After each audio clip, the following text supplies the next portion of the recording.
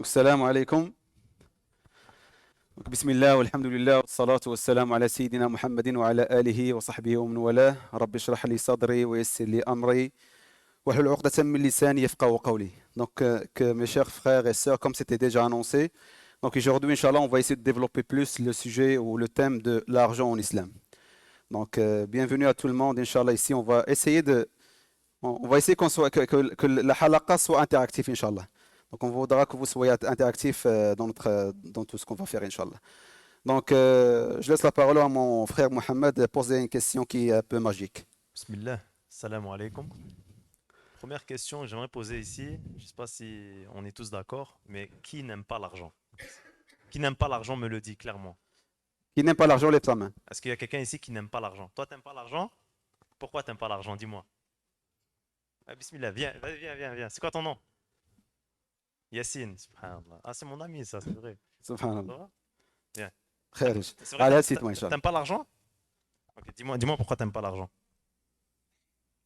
Khair, Inch'Allah. Je sais pas. Allez, vas-y, installe-toi, Bismillah, Inch'Allah. yallah, Allez, c'est toi. allez, Toi, installe-toi. t'aimes l'argent? Ça dépend? Ça dépend de quoi? Les intérêts, tout ça. Donc toi, t'es déjà rentré dans le sujet, là, le vif du sujet. Masha'Allah. Subhanallah. Regardez, Mashallah. Takbir. Allahu Akbar. Donc, on voit qu'un petit jeune, Mashallah, on n'a pas à avoir peur pour les futures générations, Inch'Allah. On a des jeunes qui sont en train de penser déjà à l'argent halal, haram, comment on va gagner l'argent. Alhamdulillah. Euh, une deuxième question. Euh, Pourquoi on fait de l'argent et pourquoi on veut cet argent? En général. Pourquoi on veut l'argent? Ok, donc là, ok. Mohamed, Mashallah, subvenir à nos besoins. Shams, ok.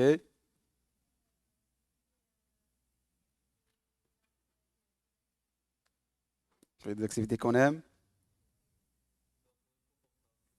être confortable. Donc on fait l'argent pour plusieurs raisons. Et c'est pas quelque chose de blâmable pour l'islam qu'on va avoir de l'argent.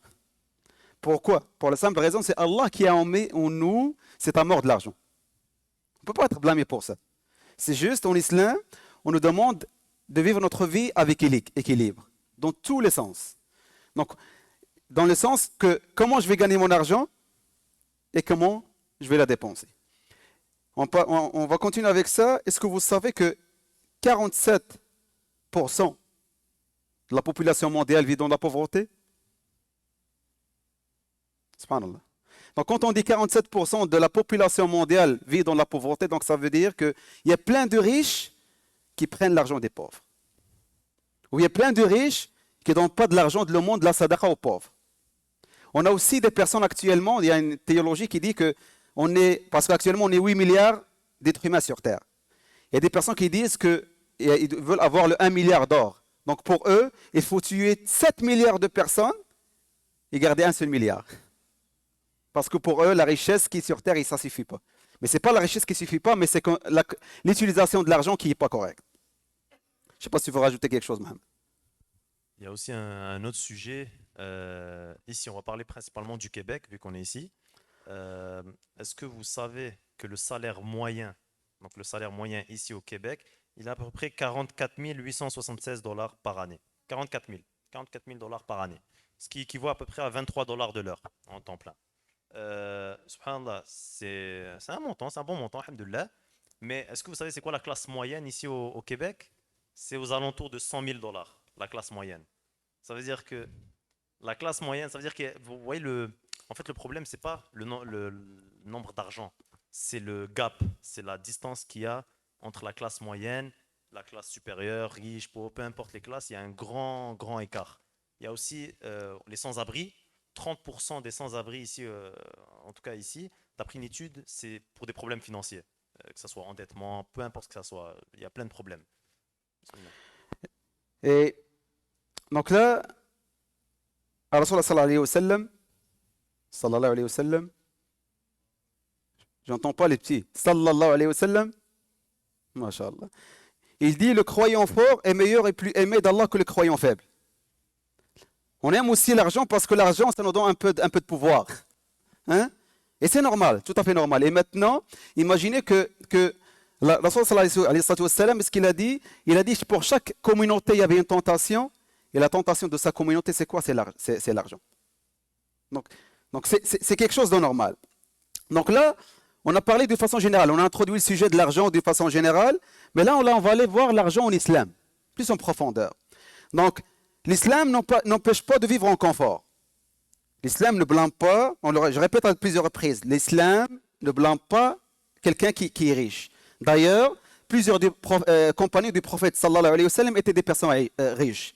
Parmi eux, Abdullah ibn Auf.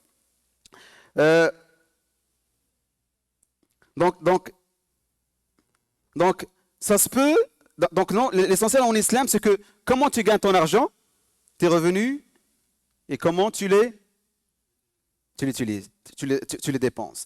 Dans le fond, et l'essentiel pour nous, mes frères et sœurs, dans cette vie, on va vivre, je ne sais pas, 20, 30, 50, 60, 80, 100.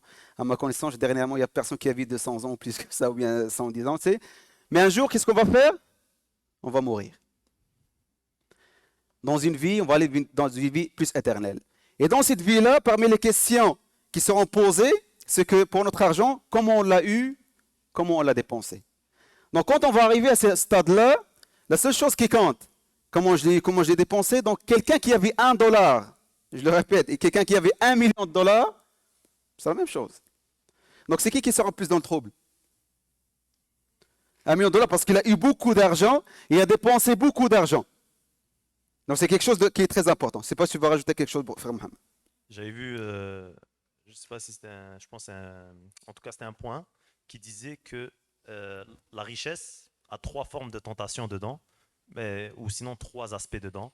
La première forme, et c'est la plus dangereuse, c'est Allah te donne cette richesse-là. Ça veut dire que tu as demandé 1 million, 2 millions, 10 millions, tu voulais de la richesse, Allah te l'a donné, il te l'a accordé pour tester ta reconnaissance. Il y a une deuxième forme, Allah subhanahu wa ta'ala, il attarde tes projets. Par exemple, tu veux 1 million d'ici la fin de l'année, tu ne l'as pas reçu. Il teste ta patience, subhanallah, voir à quel point tu es patient, à quel point tu vas demander encore plus à Allah. La troisième forme, il ne te donne pas. Il ne te donne pas, il y a plusieurs raisons. Des fois, généralement, la plupart du temps, s'il te prévient de quelque chose, ou sinon, il te teste comment tu vas réagir avec cette pauvreté. Quand on est pauvre, dis-moi. C'est ça. Masha'Allah, barakallahu fik. Il ne te donne pas pour te protéger, ou sinon, il ne te donne pas pour tester ce que tu vas faire. Pourquoi la plupart des gens, est-ce que Elon Musk, par exemple, il va aller voler? Il va aller voler une pharmacie, par exemple. C'est pas son travail à lui, tu vois, il est déjà riche. Mais c'est plus les gens qui ont besoin de cet argent qui vont aller faire de l'argent haram, par exemple. Et il y a un point qui est très important. Donc, l'argent, la richesse, peut être un bienfait, comme il peut être une tentation. Comme la pauvreté. La pauvreté, c'est un bienfait ou ça peut être une tentation. Et on doit faire attention, c'est que la plupart du temps, c'est quand on a de la richesse que la tentation est plus forte. Parce que quand tu es fort, tu es pauvre, tu es pauvre. Allez, tu n'as pas le choix. Mais subhanallah, on va trouver des personnes qui vivent dans cette pauvreté-là. Ils n'ont pas d'argent, mais tout le temps, qu'est-ce qu'ils disent? Le mot magique, Alhamdulillah. Alhamdulillah. C'est le top du top de la foi. Donc, ils n'ont pas de problème. Ils n'ont pas d'argent, mais ils ont la foi. Mais ça se peut quelqu'un qui est très riche, qui a beaucoup d'argent. Qu'est-ce qu'il va dire? Tantôt, ça se peut, le frère Mohamed, s'il a le temps, il va vous parler de l'histoire de Qaroun. Bon, ça, c'est mon argent. C'est moi qui l'ai fait. Ça se peut quelqu'un qui est riche, qui a $1 million. Tu vas dire, bah, il faut sortir zakat. Ah, mais t'es malade, toi. Sors 250 000 $ pour la zakat. Il oublie. C'est que c'est Allah qui lui a donné cet argent-là. Et c'est qu'il est juste, il est en train de remplacer Allah dans cet argent. Donc, la richesse, c'est une tentation. Et qui est difficile. Parce que ça peut amener beaucoup de choses. Tu peux ajouter des choses ou bien je continue? Juste vite fait, dans notre nature humaine, on aime l'argent. Il y a une sourate dans le Coran, sourate al-Kahf, Al-mal wal banouna zinatul hayat ad-dunya. Le bien et les enfants sont un embellissement de ce monde. Ça veut dire que c'est naturellement, Allah l'a créé pour l'aimer. Mais il faut bien la placer, Inch'Allah. Et donc là, comme on a dit, je répète à chaque fois, donc là, sur quoi on va être questionné? Comment on reçoit l'argent? Comment on va l'utiliser?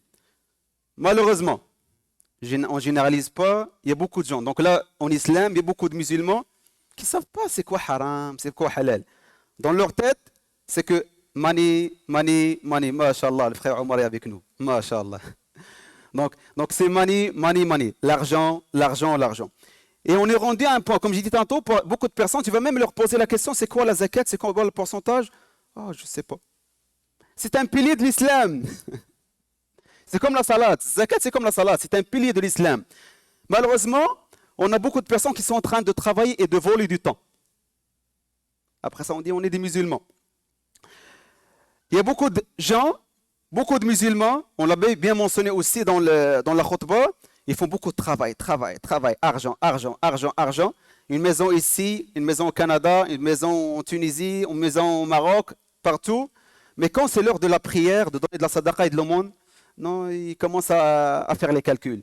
On court jour et nuit au travail, mais quand c'est le temps d'aller faire la prière, qu'est-ce qu'on dit? C'est bon, on va trouver une solution, quitte à aller une fois par semaine. Pour le salat al-Jumu'ah, on va trouver aussi quelque chose qui va nous donner de l'argent, on va trouver tous les moyens. Pour le salat al-Jumu'ah, mais Inch'Allah, je vais faire une salat al-Jumu'ah par 3. Qu'Allah me pardonne.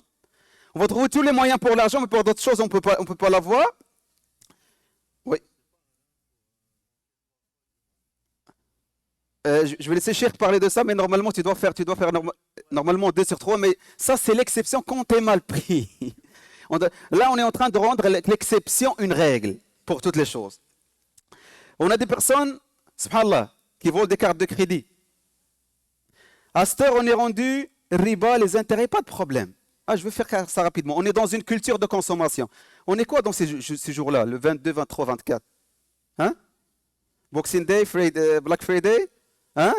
Donc là, on est là-dedans. Donc tout le monde, direction Walmart, Best Buy, Costco, c'est un rabais. Est-ce qu'on a besoin de ce qu'on a acheté? Mais là, on veut acheter ça. Mais est-ce qu'on a pensé à un pauvre dans une place de notre famille qui a besoin de cet argent? Je ne sais pas si tu veux rajouter d'autres choses, frère Mohamed. Ce que je veux rajouter, c'est que vous allez voir la plupart des gens qui courent après l'argent, qui sont des esclaves de l'argent, c'est des gens qui sont tristes et malheureux. Wallah al-Adim, vous allez le voir, ils sont tristes, tout le temps angoissés, tout le temps se stressent. Des gens qui ont des business, tout le temps, je perds dans nanani mon argent, 2 secondes, nanani, toujours en train de courir après l'argent. Et il y a un hadith qui dit, Abu Huraira a dit que le messager de Dieu sallallahu alayhi wa sallam, a dit malheur à l'esclave du dinar, du dirham et du velours et de la soie. Périsse, si on lui donne, il sera satisfait. Et si on ne lui donne pas, il manifestera son mécontentement. Ça veut dire, il va dire, pourquoi Allah ne me donne pas? Ces gens-là sont malheureux. C'est un hadith du prophète sallallahu alayhi wa sallam, ils sont malheureux. Donc, celui qui est esclave de l'argent, tu verras, il ne sera jamais content, il ne sera jamais heureux et jamais reconnaissant. Dans la même optique. Takbir. Vous êtes encore réveillés avec nous, non? Takbir. Masha'Allah, la jeunesse est encore là, Inch'Allah. Dans la même longueur d'angle, on a notre hadith de Rasul sallallahu alayhi wa sallam. Sallallahu alayhi wa sallam. Qui a dit, je jure par Allah que ce n'est pas la pauvreté que je crains pour vous, je crains plutôt pour vous que la vie d'ici-bas ne soit étendue pour vous, comme elle l'a été pour ceux qui sont venus avant vous, que vous vous concurrenciez la concernant, comme ils se sont concurrencés, et qu'alors il vous fasse périr comme il les a fait périr. C'est un hadith qui est très important. Donc là, cette affaire-là de aimer l'argent, c'est les anciennes générations, les anciennes communautés, ils avaient le même problème. Mais regardez notre communauté. On court derrière l'argent, jour et nuit. Des fois, il y a des parents qui travaillent 2, 3 jobs par jour, mais quand tu leur poses la question, c'est qui les personnes que tu aimes? Maintenant, j'aime mes enfants. Mais combien d'heures il a passé avec ses enfants? Un message à moi en premier. Des fois, les enfants, ils n'ont pas besoin d'argent, ils ont besoin de plus de temps avec papa et maman. À cette heure, on est en train de courir, hommes et femmes. Je pense que c'est des gens qui sont devant moi, mais je t'adresse la parole à tout le monde qui est présent dans la salle ici. Des fois, on court jour et nuit pour avoir de l'argent, mais l'essentiel pour nous, c'est pas juste d'avoir de l'argent. C'est de passer du temps avec les personnes qu'on aime, d'avoir de l'argent halal. Et même les discussions à la maison. Donc là, c'est dans une maison, papa et maman, et pas juste de l'argent. Argent, argent, argent, argent, combien les factures. Mais les enfants, ils vont penser juste à ça. Mais si dans une maison Mubaraka, dans laquelle il y a de la baraka, les parents, ils parlent un peu d'argent, ils parlent de religion, ils parlent de la salade, ils font qiyam al-layl, ils font ci, ils font ça, comment ils vont naître les enfants? Les enfants, ce qu'ils font, ils essaient tout le temps d'imiter leurs parents.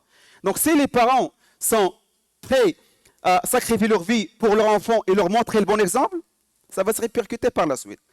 Et malheureusement, notre Ummah, on est dans une faiblesse parmi les raisons parce qu'on est pris par la tentation de l'argent. Et la journée, on saura bien choisir nos priorités, ça va changer beaucoup de choses.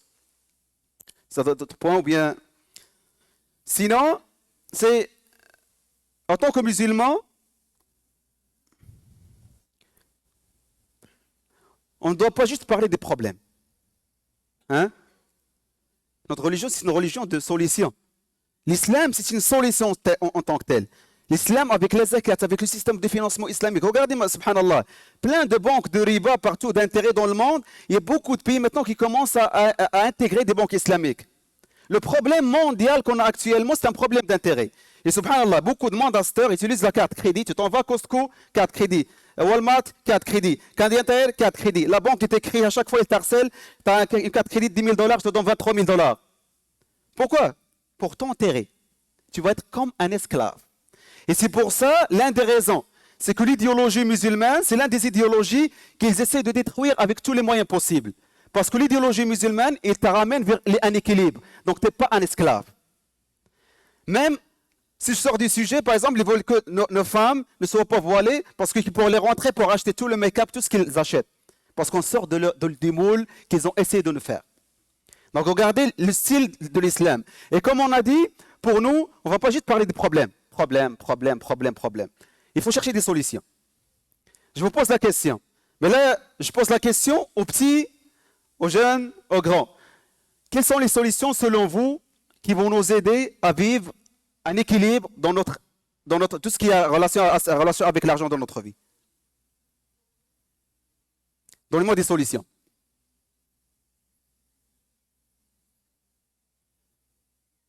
Des solutions basiques. On est quoi?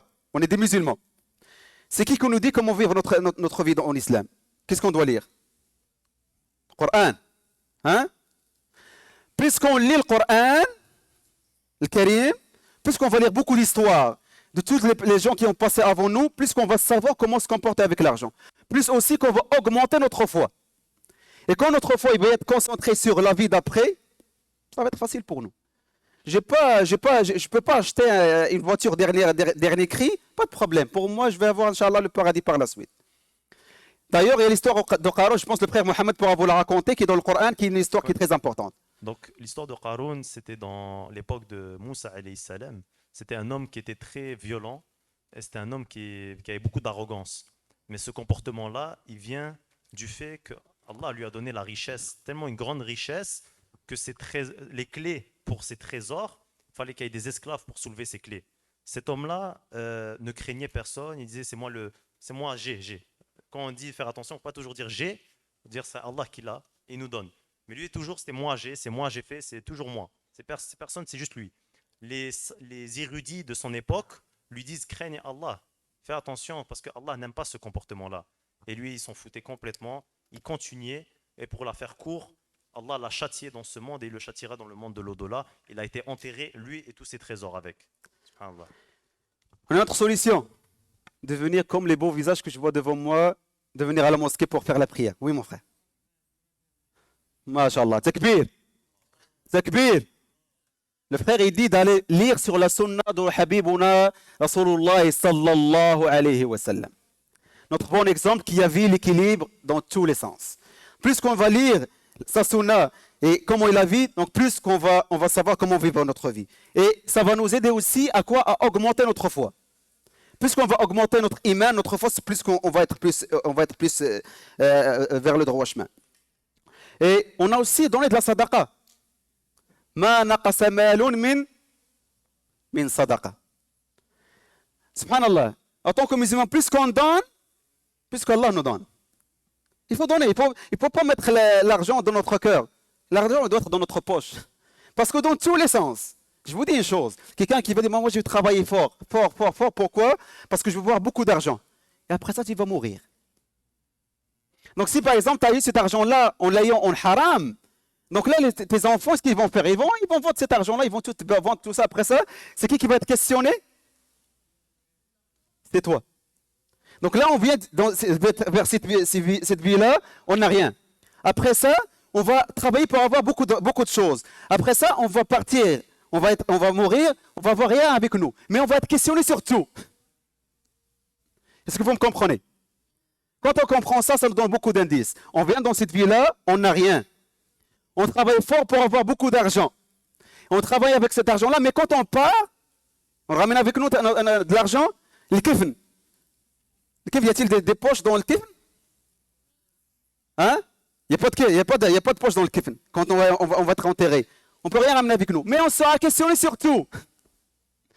Et je vous le dis, Rasul sallam, à un moment donné, il parlait aux compagnons. Il leur a tracé des lignes. Il leur a dit l'espoir, ou bien l'être humain où il va y arriver, il leur a tracé une ligne. Il va tout le temps arriver là. Mais il leur a dit, malheureusement, il leur a tracé une ligne au milieu. Il leur a dit, il va mourir ici. Avant d'arriver à ce qu'on veut faire. Et en gros, pour rajouter ce qu'il a dit notre frère Esdin, en améliorant notre foi, plus tu améliores ta foi, plus ce désir de l'argent va disparaître. Toi, tu voulais une BMW, tu voulais la modifier, tout ça, machallah. Mais ça te sert à quoi vraiment? Genre, ça peut être des désirs, mais plus tu vas augmenter cette foi, plus ce désir-là va partir, Inch'Allah. Et il y a aussi un hadith qudsi que j'aimerais partager et qui m'a vraiment touché. Allah a dit, et ça va être pour une motivation pour nous tous, Inch'Allah: ô fils d'Adam, consacre-toi à mon adoration, je remplirai ton cœur de richesse, la satisfaction. Et je serai un rempart en ta faveur contre la pauvreté. Si tu n'agis pas ainsi, alors je remplirai ton cœur de pauvreté, tes mains de travail, et je ne serai pas un barrage en ta faveur contre la pauvreté. Ça veut dire que si tu impliques toute ton énergie dans la akhira et dans la dunya bien sûr, mais si tu impliques ton énergie dans la akhira, Allah va te donner cette dunya. Il y a une dua très populaire: Rabbana ati dunya hasana wal akhira hasana wa qina adab an-nar. Ça veut dire on veut les deux, mais en consacrant vers l'akhira, Allah te donne cette dunya, Inch'Allah, te donne l'apaisement. Une autre solution, de garder à l'esprit que c'est Allah qui accorde, c'est Allah qui reprend et que notre subsistance est écrite par Allah subhanahu wa ta'ala. Donc, si on va gagner $50, ou bien $50,000, ou bien $100,000, c'est écrit par Allah. On doit choisir. On va la gagner en halal ou bien en haram. Donc, il y a un hadith qui est raconté de Ali ibn Abi Talib. Radiallahu anhu. À un moment donné, il y avait un chameau. Il voulait rentrer à la mosquée. À un moment donné, il a vu un petit jeune. Il lui a dit: check, prends mon chameau, attends que je sors, s'il te plaît, garde le chameau. Il est rentré, il est sorti, il a trouvé ni le chameau ni le gars. Il est parti dans le marché. Il cherchait, il a trouvé son chameau. Un monsieur, il l'avait. Il dit: mais d'où tu as ramené ce chameau? Il dit: un monsieur me l'a vendu. Il dit: ok, combien tu me le vends? On va se dire, il lui a dit: je te le vends à 2 dinars. Il lui dit: ok. Il lui a donné le 10 dinars et Sayyidina Ali ibn Abi Talib est parti à rire. Il lui dit: pourquoi tu ris? Il lui dit: subhanallah, c'est les 2 dinars que je voulais donner aux jeunes. Il a précipité, il a eu un haram au lieu d'attendre de l'avoir en halal. Subhanallah. Et la dernière solution, et que je donne à moi en premier, et je donne à tous les frères et sœurs, si on est capable d'aller faire un petit bilan, d'aller voir quelles sont nos sources de revenus et quelles sont nos dépenses. C'est que chaque année, chacun check ses dépenses et tout ça. Pour notre argent, en tant que musulman, on doit chaque année faire un step-up, s'arrêter, dire: ok, comment je gagne mon argent? Comment je dépense mon argent? Est-ce que je donne aux pauvres? Je donne pas aux pauvres. Est-ce que mon argent est halal et pas halal? Est-ce que j'ai beaucoup de crédits? J'arrête ou j'arrête pas les crédits? Comment je vais l'arrêter et faire un plan pour arrêter les crédits? Tu peux poser la question. Et aussi pour ajouter, pourquoi, posez-vous cette question, pourquoi je fais cet argent? Pourquoi cet argent il rentre? Je sais que chez les plus âgés, tout ça, vous faites cet argent-là pour la famille, tout ça. Chez les jeunes, quand on travaille étudiant et tout, pourquoi je fais cet argent? Pour m'acheter les dernières habits, voitures, ou j'économise pour mon futur, Inch'Allah. Pourquoi on fait cet argent? Barakallahu fikum. Dans le fond, chaque semaine, on essaye de faire une halaqa. On va parler d'Allah pour que les anges nous rassemblent, nous entourent ici. On a bien aimé voir les beaux visages. Donc chaque samedi, Inch'Allah, il y aura une halaqa comme ça. Ramenez vos enfants, venez ici, qu'on remplisse cette mosquée, Inch'Allah, ensemble. Subhanakallahu wa bihamdik, nashhadu an la ilaha illa anta, nastaghfiruka wa natubu ilayk. Barakallahu fikum.